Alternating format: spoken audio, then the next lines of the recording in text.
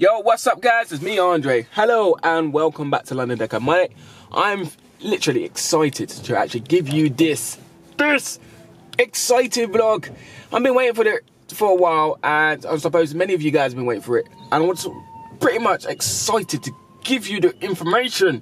But anyway, this is what I've got to say anyway. So, you want to be a bus driver, right? So I'm going to give you the full lowdown of what it's like to be a bus driver, what the training is involved, and everything else in this vlog today.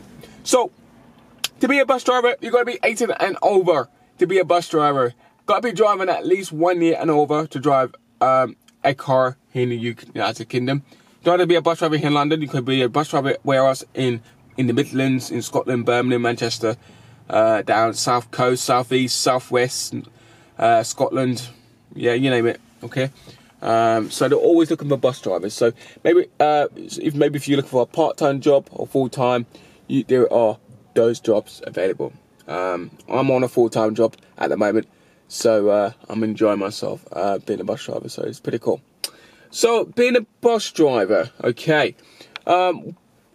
What are the entry requirements? Okay, so I mentioned you've got to be 18 and over. Okay, have 1 year experience of driving a car, which should be pretty cool. Okay, try and drive in the mornings, rush hour, evenings as well. Get to know what it's like, and different weather conditions as well. That will give you a boost. You will have to go under a theory test. Actually, no. Before I get to that point, the applying stage. The applying stage is okay. Every company, bus operator, private company, has a different entry requirement for you to actually get your PVC license holder. So you got to make sure you read all the questions and requirements, eligibility criteria, what they're asking for. Okay, many people don't read that and they assume otherwise, and they think it's always easy to get a job when it's not. It's not. Okay, so obviously do your homework, do your research, find out whether you want to be a bus driver still, and whether you can actually do the job. Okay, not everybody will be a bus driver, because it was amazing how many people apply for it, but how many people will actually pass till the very end. It's scary, but yeah, it is what it is. So it's completely different than driving a car. I'm actually in my car again, in a nice Vauxhall Astra. But yeah, it's completely different than driving a car. Absolutely different. But anyway, I wanted to actually talk to you guys in actually definite and tell you the truth that when you get to the application stage, right, it's important that you'll put your two references in. You give your reasons why you want to be a bus driver, what experience have you done as a customer service, and what can you bring to the company. That's all they ask for. Okay, you should really pass the application stage. Okay, they might decline you, maybe perhaps I've got too much drivers, or they might decline you, maybe perhaps you haven't got enough experience, or you haven't got the right license. So yeah, and they will be asking for your national insurance and your passport details and driving license as well. So please remember to have that at hand when you do go in for the interview. Now, once you be invited for the interview and the medical assessment, most companies across London and the UK has their assessments pretty much on the same day. Some of them asked to come back on the different days, depends on how many people they are seeing. Now, when I was back in last year, January, when I was going for my interview and my assessment, I spent pretty much a whole day there. I thought I wasn't going to be seen to do both. I was very lucky enough to see both and do both on the same day, and I passed both, which was amazing. But sadly enough, I didn't get a chance to work in a place where I wanted to work. So this is important, guys. So you may not sometimes, especially for those people live in London, you may not get the specific garage that you want to work at, because you've simply got too many drivers at that one particular garage, but they will try your very best to put you near to your home. So I wanted to join the one in Croydon, but they had no spaces, so they told me to go to Camberwell or either Battersea. So I had two choices there. So I said, right, I'm going Camberwell, because that is closer for me. Direct, easy, jump on the bus. Direct, near to train almost. But yeah, it is what it is, really, guys. And then after that stage, after you've done the medical tests and you've done the interview, most company will be asking you to do a little mock driving test with them, to see how your driving is in an automatic van or bus, or whatever they got, or manual van. Each company is different, okay? They won't get you out on a bus, okay? Because for those who hasn't passed their PVC before, they will ask you to drive in a van, pretty much, automatic or manual, I suppose, okay? This video is not for those who are experienced PVC holders. I will do a vlog about that. This is for non-PVC holders. I will mention this in the vlog in the description as well. But yeah, after that stage, the company will train you up, or they will get a external company. I was with National Driving Centre, which is in Croydon, NDC, which is formerly known. Absolutely lovely people, lovely company to be with for the next 7 days, and they will help you to actually get your license, which is pretty cool. But before you start the practical tests, the module 4, you got to go from module 1 and 2 and 3 to actually pass your theory test. Now, I've got the books here to actually show you guys what to go through. So this is the massive, horrible theory book which you've got to get through, which is it's kind of thick. And then we've got 2 other books. We've got this one as well. We've got the coach and the truck and lorry as well. Yep. And also, finally, the driver CPC, which is where I've got about the case study about how to be a bus driver and what you do in a situation as a bus driver. So, yeah. So there's quite a few books there to read through, and it's kind of a bit daunting, but yeah, it is what it is. Yeah. So yeah, please read through them. Do go on to the is it DVLA? No, go on to DirectGov website and you can do a mock test of your theory test. Okay. Do buy the DVD-ROM. Okay, and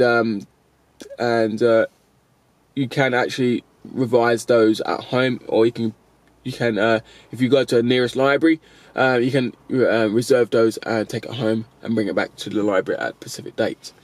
Okay, and that will help you pass your test. It helped me significantly. I learned so much. You learn so much more, right, when you are training to be a bus driver. And funny enough, I'm a bus driver. I see a lot of fools on the road today and doesn't allow bus drivers to go through. I will do a vlog about that. And people are thinking, Andre, you're a bit dumb. No. There's a lot of things I've learned. Trust me, I used to be a maniac before I was a bus driver. And trust me, I'll give you the difference about what I'm about to say. But I'll do another vlog. But anyway, continue after that. Once you pass your theory test, hopefully you pass all 3, which would be pretty cool. Then you are invited to come back to do your module 4, which is the exciting part, the fun part. You do 7 days, 35 hours of doing the practical driving.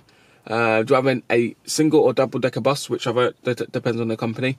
So I was with the National Driving Centre, which I just mentioned about a couple of minutes ago. And they will just help you to drive the bus through narrow streets, town centres, city, the busy part of London, the countryside. Depends where you are based and travelling, really.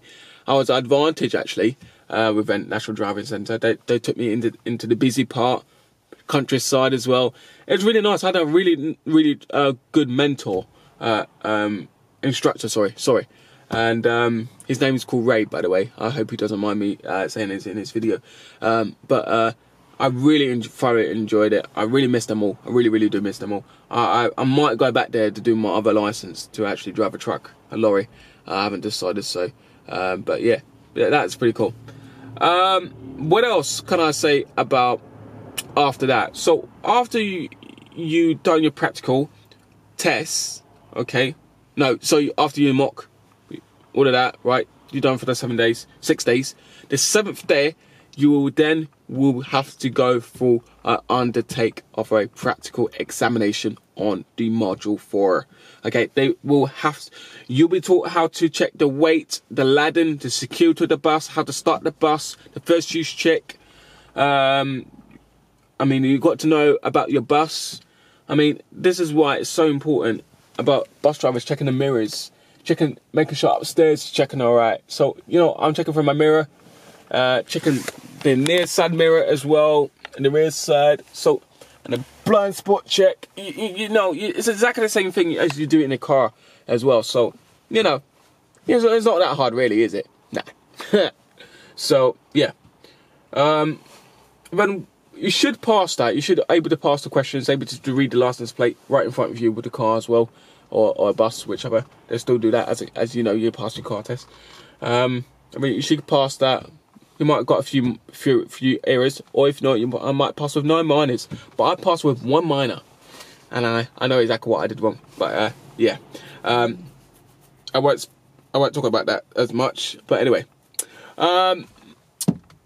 after you've done your practical test, guys, then you can be like, yay! All right, then you can go back to your company, your private company. Or you are with your private company, and you can start work immediately. It depends on the start date that you put down your application.